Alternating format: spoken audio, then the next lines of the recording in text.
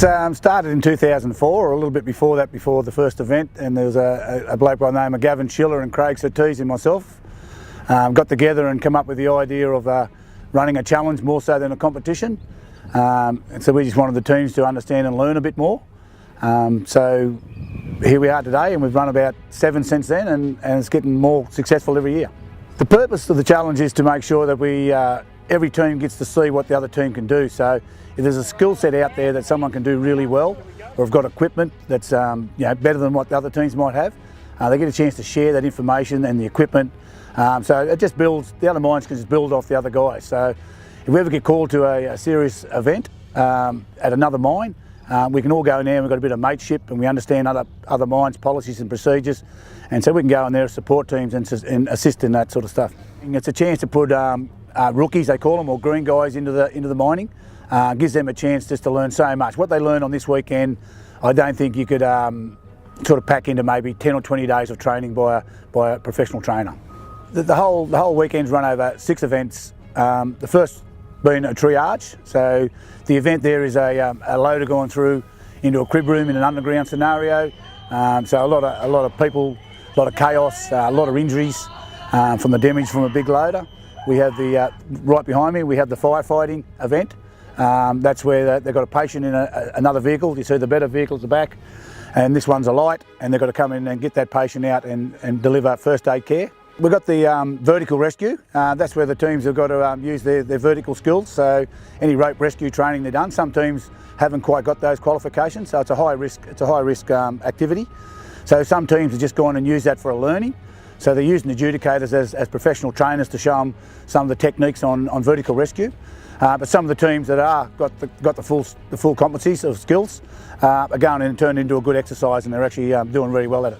You know, we've done this on a mine site, it'd be very simple, but we want to bring the public involved to see what the mining industry offers. So our search and rescue event, it's been simulated with black plastic to look like an underground environment, and the teams have got to go in there through obstacles, and so you simulate a blast underground, and that's created a hell of a mess, and then there's casualties, and people have got to go and do the search and rescue, go through some little small tunnels where they're proper breathing apparatus, and go through, and they've got every event's got a time limit, and then we have a brief and a debrief before and at the end, and the adjudicators give positive feedback to all those events. The skills in a leadership event, it's a combination. It's the first time we've tried it. We've actually put 2 teams together that might know each other from different mine sites, and the 2 teams then 2 teams of 6 get split up into 3 teams of 4, and then they've been given these different skills or little tasks to go and do, and it's continuous, and it's just about teamship, working together. Some of the skills can't stop, so you're picking up things and putting things down continuously to achieve the goal. And once the whole team gets through, you've got to finish as a full unit. Then they achieve that competency.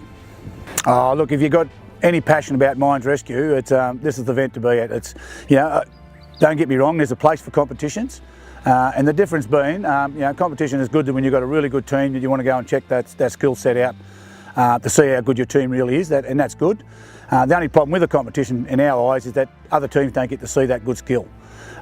With the challenge, it's all about learning, growing, sharing, talking to the teams. We put all the teams together in a confined environment just to make sure they all become mates and talk to each other and look at each other's pieces of kit, even their own PPE, and see where they get their where they get their gear from. So they just share that information. All our sponsors come on board, and that makes the event. So they come out with their new products as well, and that helps the whole environment. So you've got a mine in New South Wales, attend.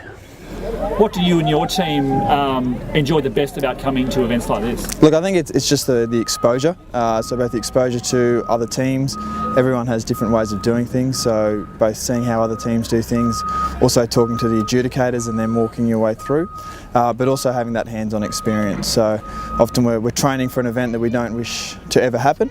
However, this gives us an opportunity to stimulate that event and allow us to apply our training in a close to as a real-world situation. So what's been your favourite event so far and why? Underground rescue, it's challenging, it sort of pushes you to I'd say your limit. You're in confined spaces, you're hot, you're sweaty, you're under oxygen. It's really hard and it requires a lot of teamwork. So it's probably one of the trickier ones, but it's definitely my favourite. Yeah, definitely recommend the event to any emergency response teams. It's definitely definitely something to help build on all your skills, yeah, and teamwork, yeah, definitely. It's different to competitions. It allows you to learn heavily with other teams and how they do things, and that's the way rescuers have to learn, is how people do, and you can actually adopt them at your mind if you want to. So yeah.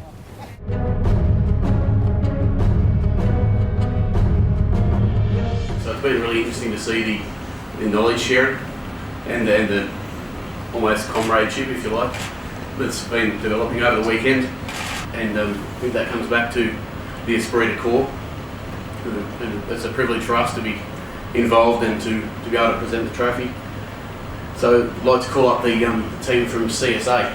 Hey!